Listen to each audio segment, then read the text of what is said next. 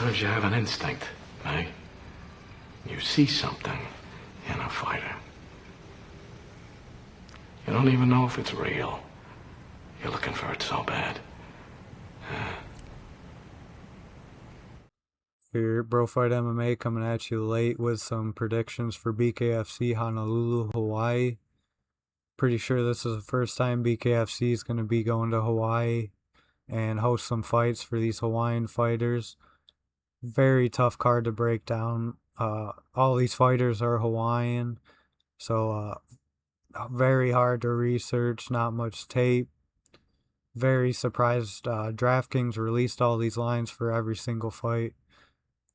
I was thinking maybe they're going to keep some off, avoid some, but I figured they might just make them all coin flips, and they pretty much did. There's a lot of coin flip fights on this card, because I'm pretty sure they're just not too certain themselves, but they're sticking with this BKFC every week, and I'm digging it.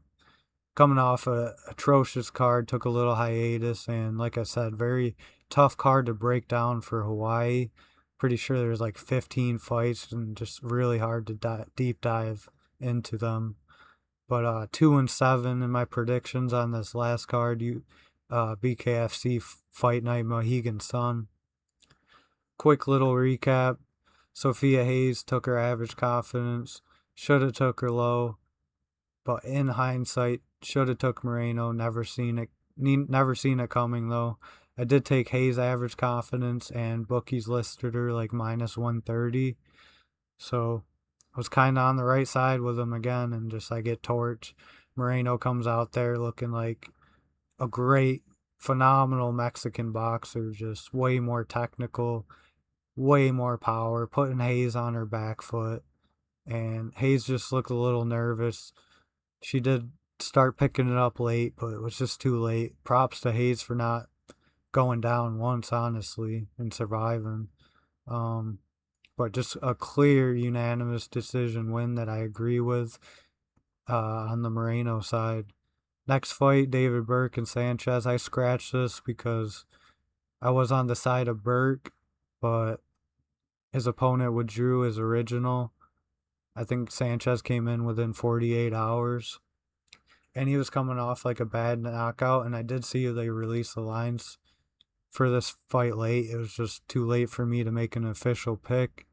I was on the side of Burke though, and yeah, 2-0 against David Sanchez. I picked Pat Casey against him as well. Just don't think that was a great short notice, no camp fight for David Sanchez there after coming off a pretty bad knockout to Pat Casey in his last fight. But props to Sanchez for stepping up late and making this card even crazier, because that was a crazy first round knockout. Took Isaiah Williams here. Dropped Whiteside twice in the first round. I said Williams got to come out here and hurt Whiteside early, and I think Whiteside could be hurt early. Gets dropped twice, just got up twice in the first round, man, and comes back and stops Williams.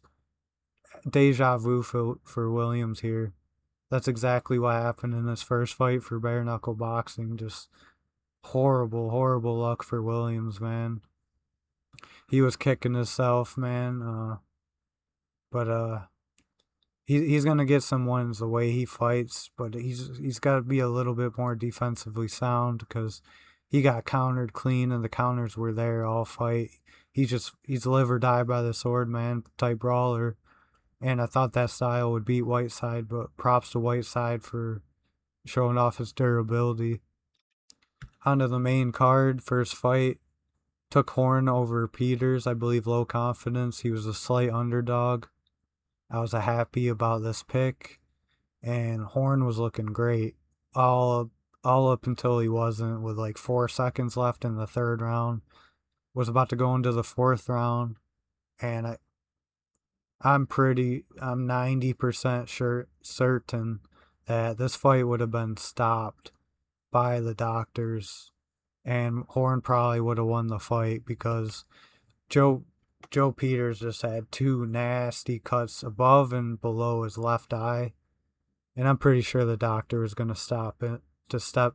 I think the doctor was going to step in, and I think Horn was going to win that, but Peters pretty much just got a walk-off KO, dropped Horn pretty bad, and I don't even think Horn got up to a knee. Just a great knockout by Peters late, walk-off. Guilherme Viana versus Joseph White. Finally one of my high confidence.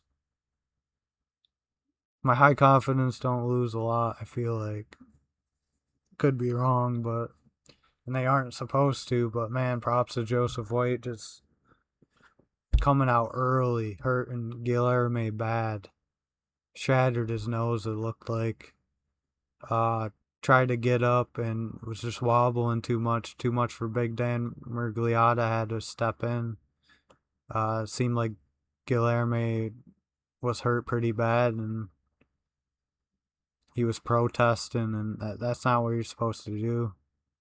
You're supposed to show him you still want to fight, and it seemed like Guilherme didn't really know what he wanted to do there. So great stoppage. Probably saved him from getting knocked down again, because Joseph White came out there and he looked hot with some quick combo in that shot that dropped Guilherme. And props to Joseph White, man. Huge win right there. Guilherme was rolling into BKFC with some steam. Another fight took Daler Dagner, high confidence. Won the first and third clearly. Dropped in the second round, automatic 10-8, so that makes this fight a draw. David Feldman, after this fight, pretty sure he like doubled the purse of every fighter on this card. Gave them all a bonus. Pretty sure he's moving women main card fights down to 3 rounds for the meantime, just for faster pace, funner fights for these ladies. And showed pretty good in that fight. It was just a great fight. Both these ladies super durable. Balu more technical striker in this fight. Dagner just kind of fighting like Isaiah Williams, just sprawling. I was hoping to see a little bit more technicality from her, but great fight. And then the next, Gary Boleto, Adam DeFreitas, took Adam DeFreitas, average confidence, comes in here, drops Gary Boleto in the first 15 seconds in the first round. Looks like Gary was just waking up, man, and that drop, that knockdown that Adam got on him kind of woke him up.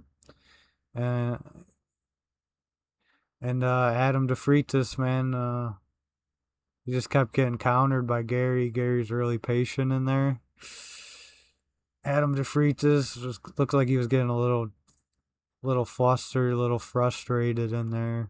Kept like punching himself in the head. Got cut pretty bad. Ended up getting dropped, stopped in the second round. That's like a plus 368, 380, 400 underdog I picked in that range.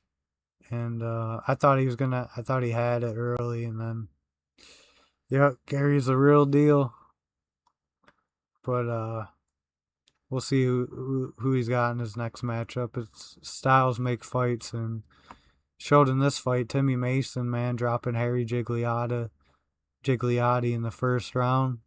Took Harry high confidence. I did not see that coming. But Harry battled back, dropped Timmy back in the second round, and ended up winning the fight. Showed his experience, 5-0 experience coming from BKB, bare knuckle boxing, another promotion. But yeah, this fight had me sweating too. And then terrible read in this fight. Elijah Harris, like plus 500 dog. He's a wrestler. I thought he'd have a little bit more grit, be able to really kind of hurt Rico.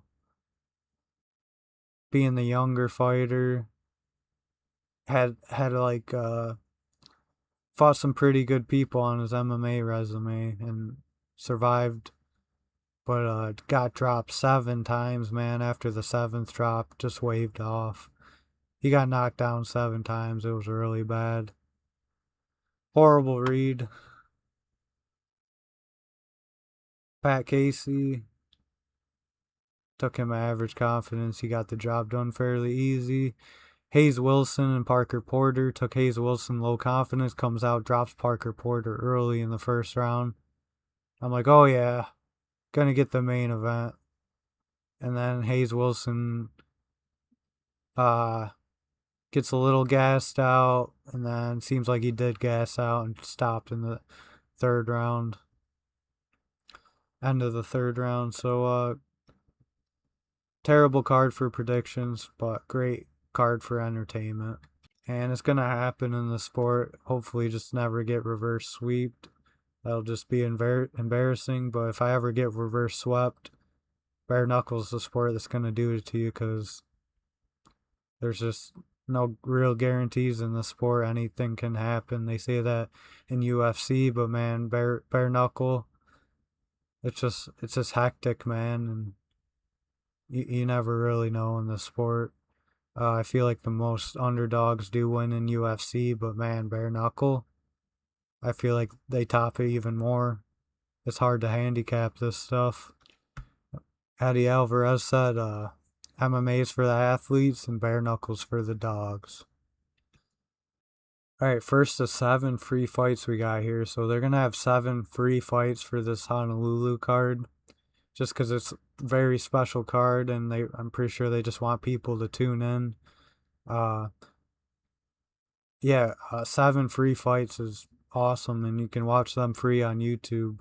And then I usually switch over to Hulu Fubu Sports, and they're collaborated with BKFC, so you get to watch every fight card over there on Hulu.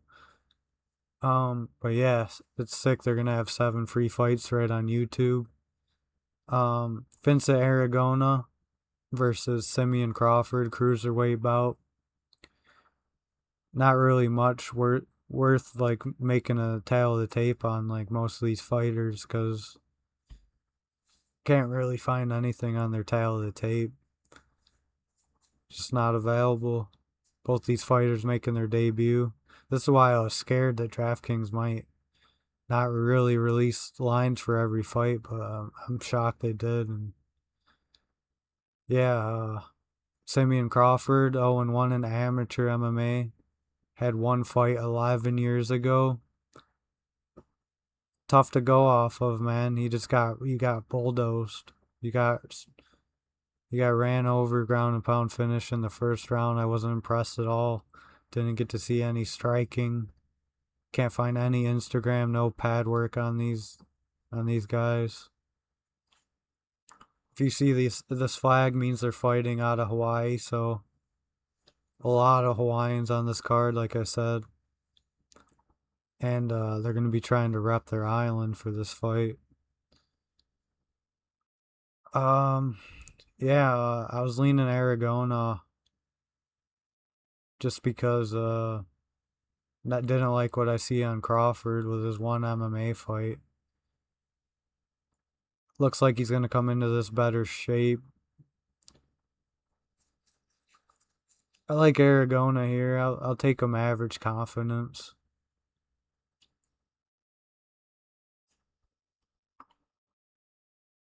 Okay, second free fight of the night. We have a lightweight bout. Jerome Macalino going to be taking on Pono Enos. Both these gentlemen making their BKFC debut. Going to see tons of debuts on this card. Macalino coming in this 30 years old, 1-1 in professional MMA, 6-2 amateur. Should be coming into this on like a 3-year layoff, I would imagine, if haven't really seen him in any bouts that he's posting on his Instagram. Seems like I would list Enos as active, more active than Macalino. Seems like he's always in the gym, always sparring, trying to improve his game. 1-0 amateur kickboxer. Can't find his age, not available. Tried to dig deep. Macalino, though, standing 6 foot tall. Seems like he's going to be possibly the taller, lankier fighter in this fight. Seems like that's how he fights, though. He's more of a rangier, distant striker. Gonna pump the jab. jab cross you. And on the Enos side, I feel like he's going to have the size advantage in this fight. Just more mass, more power. Seems like he's always in the gym sparring, like I said. Moving over their Instagram. We have Pono Enos here. Coming off a bad ACL tear, I believe. And 78 weeks ago, but 3 weeks later he's in the gym. Just shows what kind of type of athlete fighter he is. And I'm liking what I'm seeing on the Pono Enos side. I'm not seeing much on his opponents. Not really posting much. I'm going to have to go with the more active guy here. Seems like he's got some pretty clean combinations. He seems like he's defensively sound. Might have a little bit less rust to kick off than his opponent, Jerome, in the ring coming up April 12th. But this kid don't look horrible. Don't got much pad work on him. Very old, but he looks technical. Technical, clean striker. I wish we could see a little bit more tape on him. Seems like he's pretty tall. Should be a great fight. 4 days ago.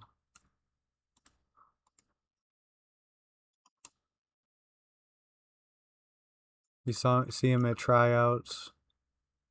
And he got the call for a reason.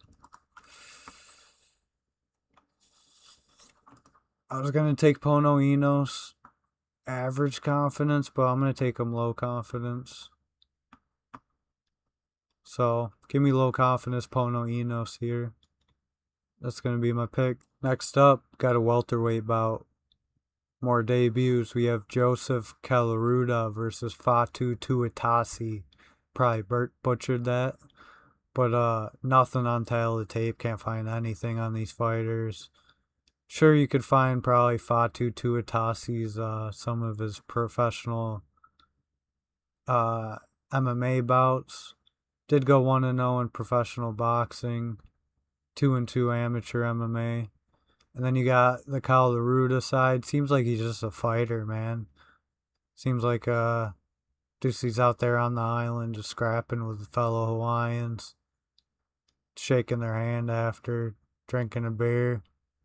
Looks like he's hungry, man. Watching some of his interviews just that BKFC's had on some of these fighters, and looks like he's ready.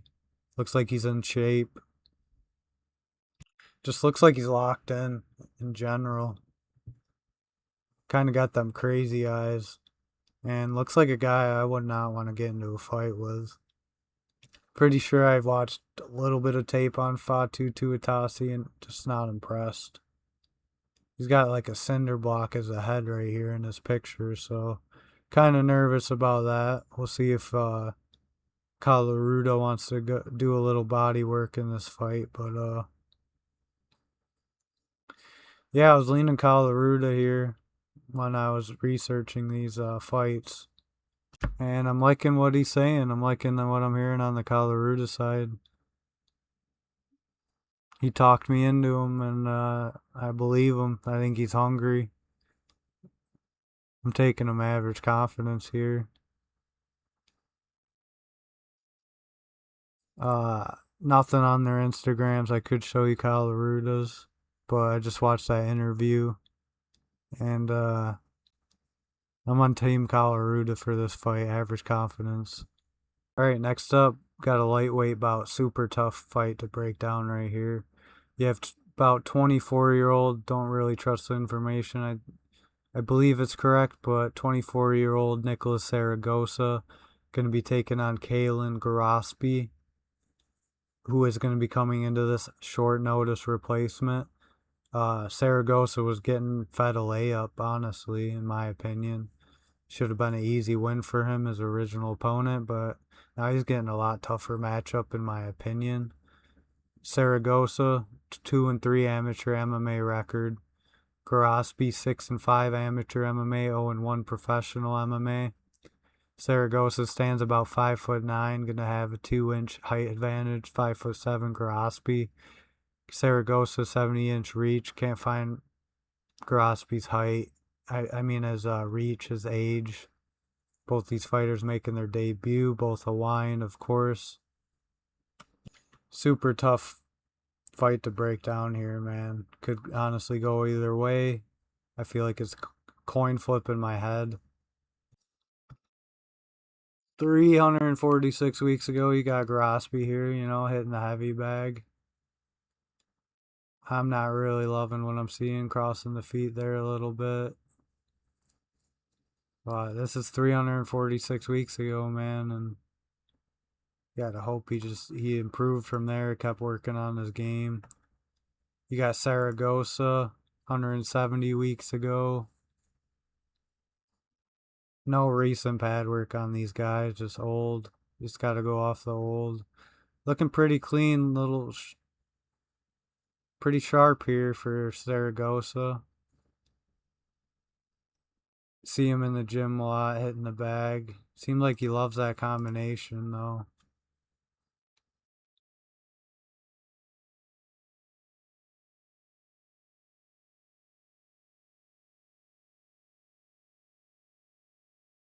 That's what we're getting out of these fighters, man. There isn't really much.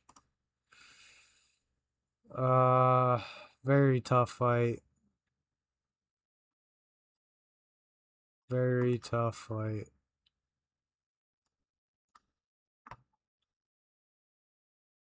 Just looking into it, Saragosa was going to get a layup. They're feeding this guy to the Sharks. And then he backs out, and now you got actually a tough fight on your hands. And Kaylan Gorospe, who's got more experience. So I was leaning on the Saragosa fight before the short notice came in. Now I'm leaning Gorospe, I believe, here. Low confidence. I think he's got the aura. Saragosa looks like the more Hawaiian, stand your ground fighter, though. And I'm scared. He's got that fire hydrant head. Something's just telling me to take Gorospe here, though. Low confidence. Like I said, coin flip. Super tough fight to break down, man. Like, who knows?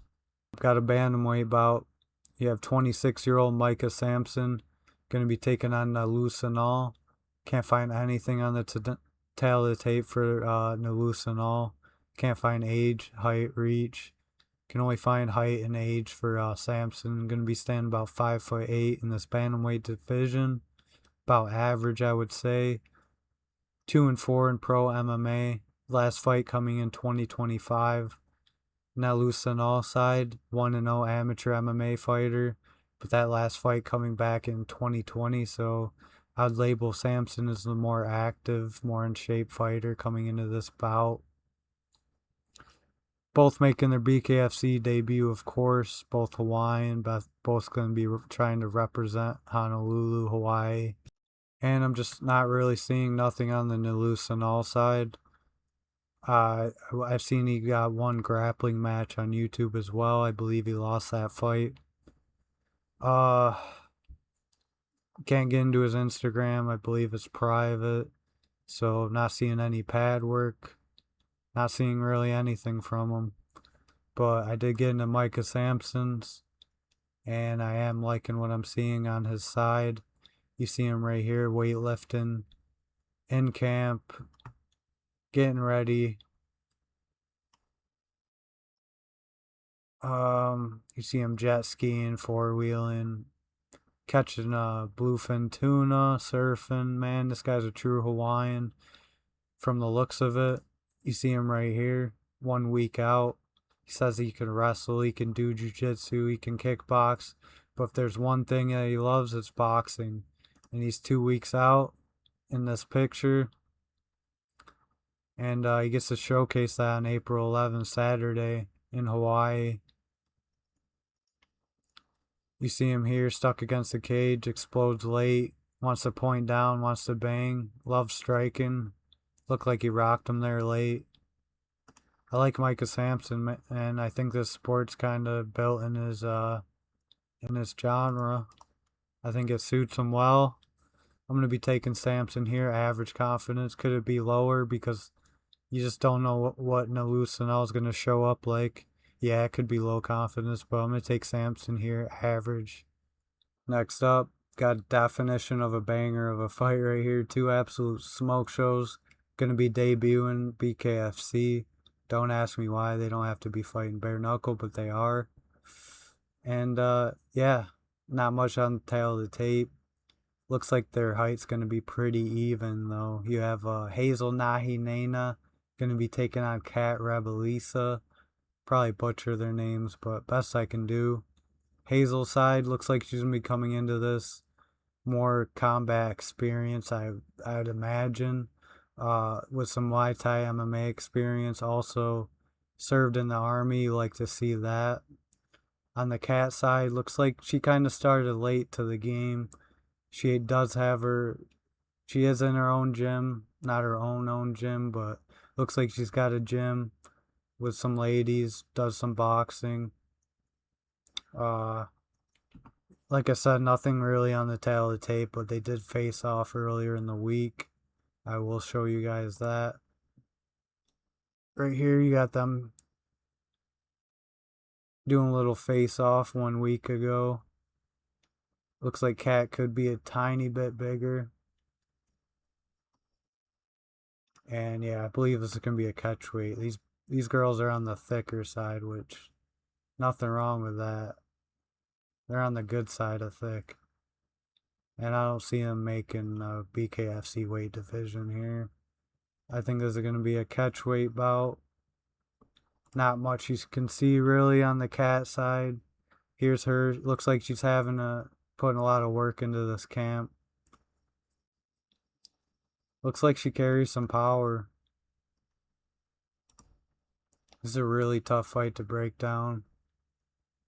But I think you have to go with the experience on Hazel's side. You gotta imagine she's got more experience, more combat, more hand-to-hand experience. Being in the army. Doing Muay Thai. It's a tough one. And one where you don't want to see either lady really lose, but I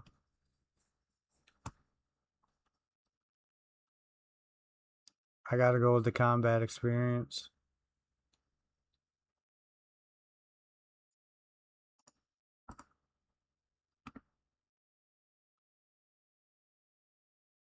I'm gonna take Hazel.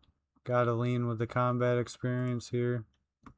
Hoping that pulls through. So give me Hazel Nahienaena. We're gonna go low confidence. Could it be average? Maybe. Because I think Rabellizsa kind of started late. But she doesn't look bad.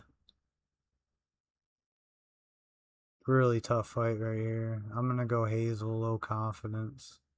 On to the next fight. Alright, next up, middleweight bout. Gonna butcher these names. You have Randy Kamaiopili Jr. versus Shiro Hitto. Another insanely tough fight to break down. Can't find anything on either of these fighters. Both making their debut. Hawaii versus Hawaii. Can't find nothing on Hitto. All I know is Kamaiopili has some kickboxing experience. That's all I got this fight, honestly. Like, this is tough. I do have Randy Boy Kamaiopili's Instagram right here. But I don't see any pad work. That's a picture from him in January 22nd. Looking absolutely yoked. I don't know. This is super tough right here. I was leaning Kamaiopili. You gotta take the guy with the boxing gloves tattooed on his chest now. Give me Kamaiopili here. Lowest of the low confidence. I have no idea how either of these fighters fight. Just taking this off looks. And he's got kickboxing experience. Insanely tough fight to break down. Can't believe there's odds out for some of these fights, but on to the next one. Next up, got a light heavyweight bout to kick off the main card. You're going to have 30-year-old Namakana Pakala going to be taking on 46-year-old Chris Cisneros. Pakala going to be coming in this 16-year age advantage. 16 years younger in this fight. Obviously, both these fighters debuting. Pakala coming in this 6 foot tall compared to Cisneros 5'11". 71-inch reach on Cisneros' side. Can't find nothing on Pakala. But Pakala 1-0 professional MMA record, 3-2 amateur, 0-1 in Muay Thai. His adversary Cisneros, 19-13 professional MMA record. Also coming into some experience with the gloves off. He is 1-0 in bare knuckle boxing in a different promotion. Also 2-0 in professional boxing. I have size plus over him. I think he's going to be the kind of more longer, lankier fighter in this fight. I think he might be a little bit bigger. Could be wrong. Hopping over to Chris Cisneros' Instagram. He doesn't have much there, man, but he's always looking for a fight. He says, call me anytime, let's get matched up. So, always looking for a fight, always available, fight ready, I believe. Looks like he goes to the gym a lot. Looks like he's always in shape. Just not seeing anything new on either of these fighters for pad work or anything, but I like this little combination that Cisneros rips right here. Pretty solid. Coming into this 46 years old. I feel like a lot of people are going to hop on Namakana here. Just because of the huge age gap. And this guy does have some power, man. He's shown it in a couple of his fights. But it just shows that he can be hit a little bit, I feel like. And he's kind of a counter puncher. This is a really tough fight, but something's telling me to take Chris Cisneros here. And I'm going to stick with that pick. Might not be the right pick. Looks horrible on paper. Lengthy career, probably took a lot of damage. But he's got bare knuckle boxing experience. He's 2-0 pro boxer.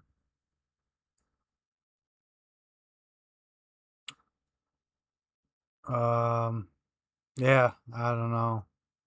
It's low confidence Chris Cisneros for me. Feel like a lot of people are going to take Namakana just because of the age gap. But I don't know. I think it's a closer fight than it honestly should be with this age disadvantage here for Cisneros. Seems like Cisneros is a solid fighter.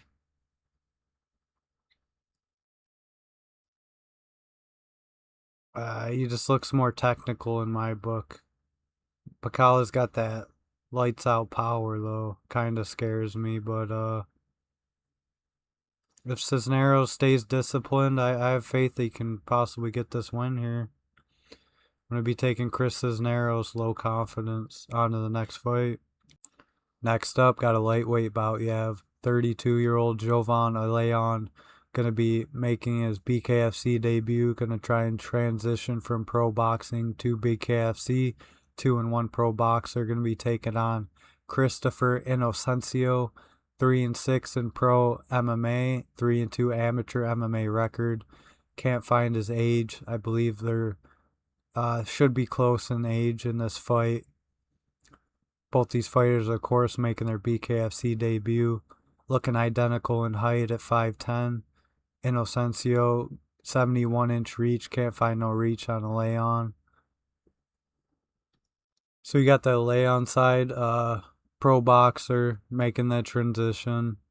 Seems like he grew up boxing, learned it young. Like, you love to see that in your boxers.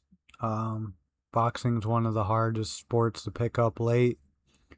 Inocencio looks like he's just absolute fan of MMA, combat sports, boxing in general. You always see him shadow boxing, always training in his time while he can. Looks like he's always ready to fight. Looks like he loves the sport and enjoys it. It's just he's facing someone with a lot of boxing experience. I'd assume grew up boxing in the boxing gym, around boxing people.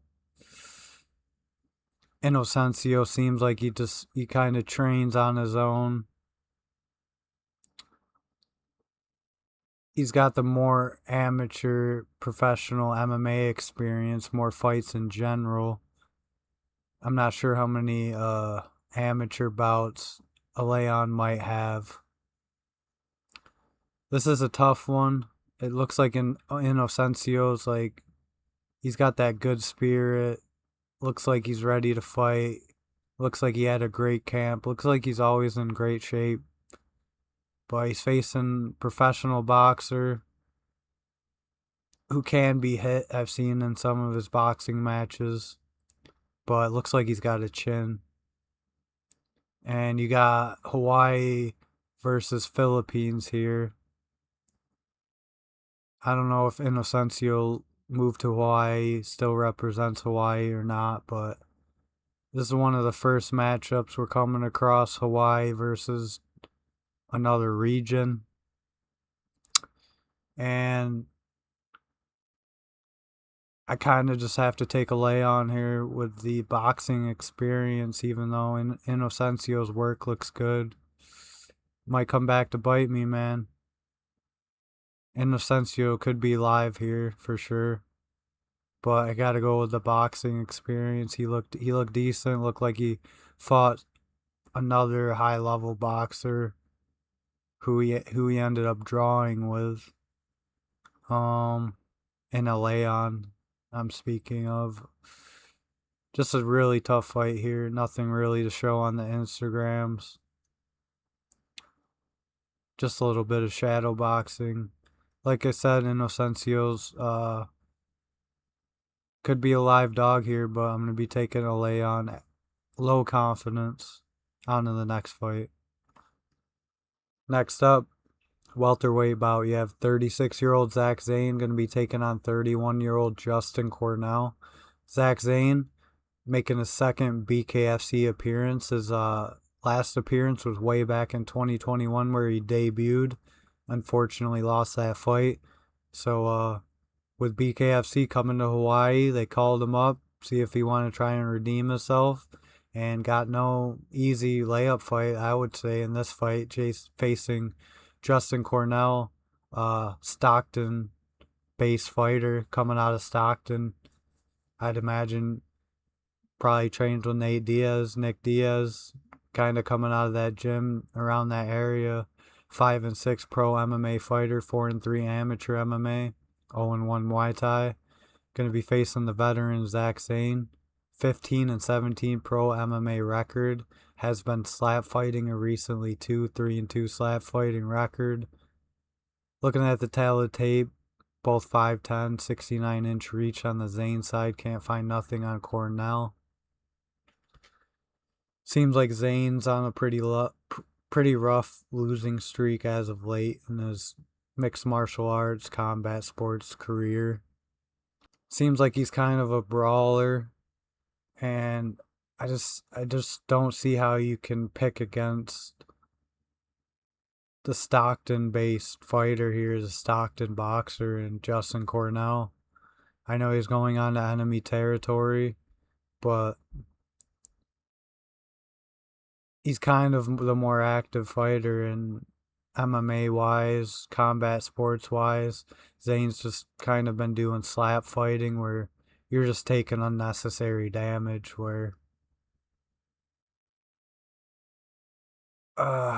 it's a tough fight. Don't get me wrong. Coin flip in my head, low confidence either side.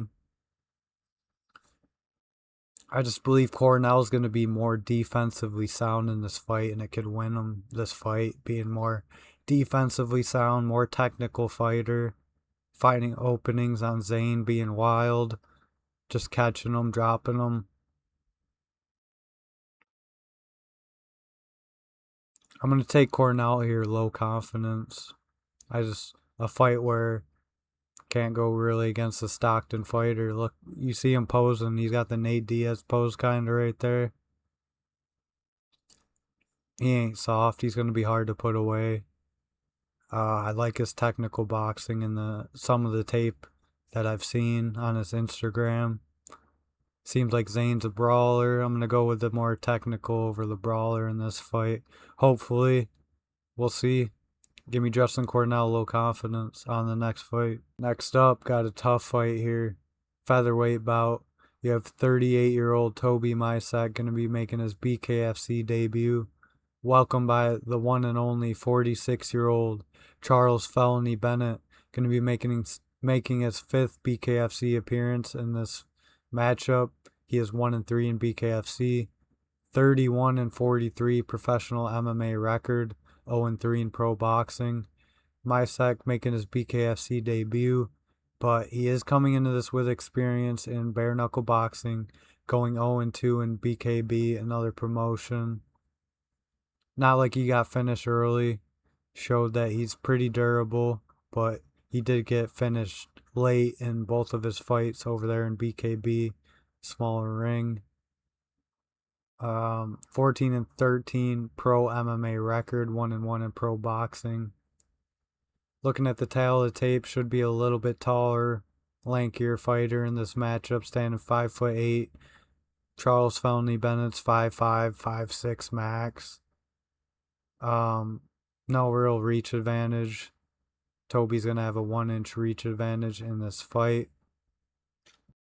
So last fight, Charles Felony Bennett came in as a huge underdog against Pat Sullivan, who was just honestly looked like a horrible matchup on paper for Charles Felony Bennett.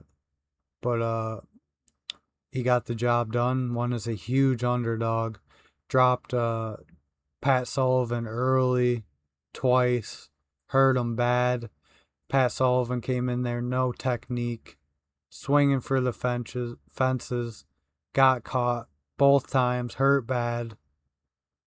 Seems like he has compromised chin, because Pat Sullivan had fights at like 170, I want to say 180, and he was cutting down to all the way to like 145 for the fight against Bennett, man. I think that weight cut drained him. Probably overtraining. My buddy never let me live down that pick, taking Pat Sullivan over Charles Bennett. I did take him average confidence. But yeah, I did hype him up for my buddy Pat Sullivan. And yeah, he got absolutely derailed by Charles Felony Bennett. I've been watching some interviews on both of these fighters leading up to this fight. It's tough, man. Toby Mysak he's no slouch, man. He's grown up. He's had a tough life. Nothing fed to him. He seems like he's hungry. He's just on that older side, man. And Charles Felony Bennett is still pretty athletic. It's just he can't take any punishment in these last like 5-6 years, man. He's a great hammer, but he can't be the nail. And you could say like I want to take him because he's fighting for this fight to get his teeth fixed. Like that's all he cares about right now. He wants to get his teeth fixed. So one jab, you just keep pumping the jab for Toby, man, and you hit felony Charles Bennett in his mouth, he's probably going to take a knee, man. Even though he is a dog. The sport just came out a little bit too late for Charles Felony Bennett, man. Like, it would have been awesome to see him in his prime in this sport. Him, Kimbo Slice. Just a little late, man, and sucks to see it, but you want to take Charles Felony Bennett here just because of the hype, the aura, but I just can't. He said he's fighting to get his teeth fixed. He can't find a dentist. I feel like no matter what, win or lose, David Feldman's gonna hook him up. He's gonna help him get his teeth fixed. I don't think that's a make or break. I don't think this Toby kid is that bad.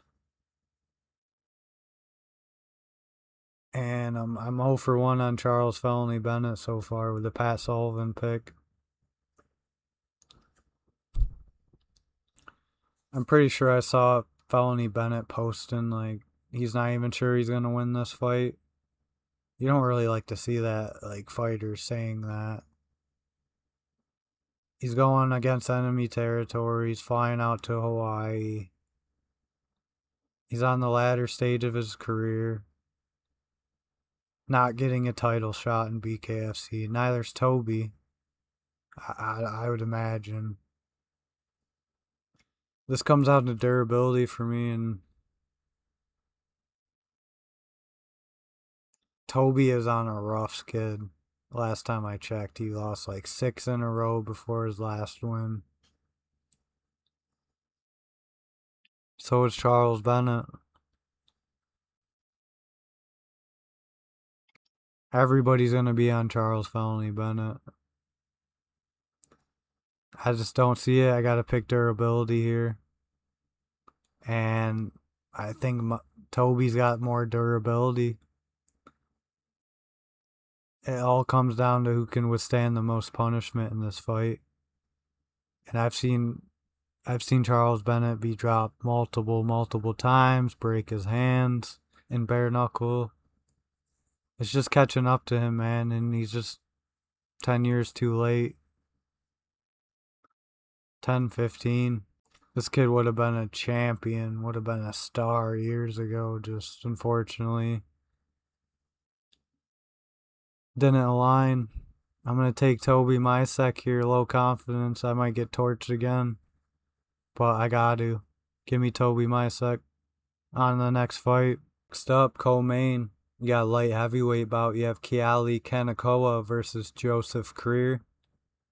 44-year-old Creer coming into this, but he's going to have a wealth of experience. 7-2 pro MMA record, 5-0 pro boxing, 1-0 Muay Thai, and he holds a BKFC record of 5-3. Kanakawa going to be making his debut, nothing on his age. Looks like he's standing about 6 foot tall, so Creer's going to be coming into this height and reach advantage, I would assume. Kanakawa has some bare knuckle boxing experience, going 1-0 in BKB. Bare knuckle boxing outside of the promotion of BKFC. 2-5 pro MMA record, 1-3 amateur, 0-2 pro boxer. Also a slap fighter here. He's got a 3-3 slap fighting record. And I'm pretty sure he's been knocked out in all 3 of his slap fighting losses. So you're taking some unnecessary damage and some pretty bad damage in those slap fighting knockout losses where you can't even protect yourself. So I really don't love that. It's just a matter of question, is Father Time ticking on Joseph Creer's door? I would say no, leaning at these heavier weight classes. I feel like age, durability can hold up a little bit longer in these higher weight divisions. I like the training I'm seeing in Creer's camp. Looks like he's practicing some clinch work, preparing for this fight. Gonna make it a little bit dirty. Like to see that. He just looks like the overall better fighter coming into this. Looks like it's going to be a tough. Looks like it's going to be a tough matchup here for Kanakawa. I'm going to take career here, average confidence. Okay, before we hop into the main event, just want to show you Joseph Career, his Instagram. This is the only Instagram I could find on either of these fighters. Told you I'm taking him average confidence. Just want to show you kind of why. Seems like he's a pretty crafty, creative, inventive guy. Even when it comes to training, you see him here. Training, initiating the clinch, working on his clinch work. You like to see that if the fight comes to that point. You just like to see that in these fighters in general. Just new ways to train, all that. See him hitting the pads. Seems like he's in great shape. Looks sharp to me. Looks like he's still got it.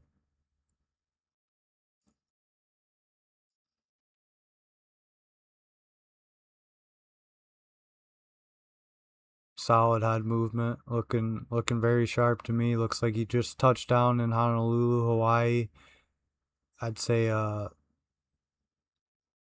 couple hours ago. I don't love getting there so late, but he's looking sharp. And yeah, I'm taking him average confidence. Just want to show you a little bit on him. On to the main event. Last but not least, we got a middleweight main event banger right here. You have 35-year-old Maki Pitolo going to be taking on 39-year-old Doug Coltrane. Coltrane going to be welcoming Pitolo to his BKFC debut. Coltrane's BKFC record sitting at 3-2. Looking at the talent tape, Coltrane's going to be coming into this having the height and reach advantage. 3-inch reach advantage. 3-inch height advantage. Almost 6-inch reach advantage. That's going to be Doug Coltrane's real asset in this fight. Going to look to fight from range, fight from distance, pick him apart from the outside. And Pitolo's going to probably try and work his way in, get in the pocket, cause some damage. Be careful coming in the way in. Don't get caught. Pitolo going to be fighting out of Hawaii. 16-11 pro MMA record, 6-3 amateur. Coltrane 1-2 in professional MMA. Seemed like he was a late bloomer. Made his pro MMA debut in 2019. You have Pitolo, who made his amateur debut back in 2008. I have his gym rated pretty high. Hopping over to Maki Pitolo's Instagram. You can see why I rank his camp pretty high, his gym. You see him training here with Punahele Soriano, current active UFC fighter, middleweight, I believe, who's been going on a tear recently, having some pretty good success in UFC. But looking at Maki Pitolo, it seems like this guy's just a dog. Another guy that I think is just absolutely built for bare knuckle, born for it. Seems like this guy's training right, doing all the right things, checking off the boxes. Seems like he's a true bare knuckle fighter, man, and I like him in this matchup. I think he's going to be able to get in the pocket, hurt Coltrane, get in and out. And I think he's going to have the real power in this matchup. I'm going to take Maki Pitolo here. Average confidence. Thank you for everyone that stuck through all these breakdowns. Came out with this video late. Don't expect a lot of views, but still want to get my predictions out there. Keep them tracked. Hopefully we can turn around from a bad card from last week or 2 weeks ago. But we flipped the page. We're on to the next one. Alright, gonna hop into the quick pick segment of this card. For the first of the 7 free fights, we got a cruiserweight bout. Vincent Aragona gonna be taking on Simeon Crawford. Give me Vincent Aragona here. Average confidence. We got a lightweight bout. Jerome Macalino versus Pono Enos. Give me Pono Enos here. Low confidence. Could be average, but we're going to take him low. Welterweight bout on deck. You have Joseph Calarruda going to be taking on Fatu Tuitasi. Give me Calarruda here. Average confidence. Next, we got a lightweight bout. You have Nicholas Saragosa going to be taking on Kaylan Gorospe. Gorospe coming into this short notice replacement. Going to be taking Gorospe here, low confidence. Bantamweight bout, you have Maika Samson going to be taking on Nalu Cenal. Give me Maika Samson here, average confidence. Up next, looking forward to this one, you have Hazel Nahienaena versus Rabellizsa. Going to be taking Hazel Nahienaena here. Low confidence. Middleweight bout, you have Randy Kamaiopili Jr. versus Shiro Hitto. Going to be taking Randy here. Low confidence.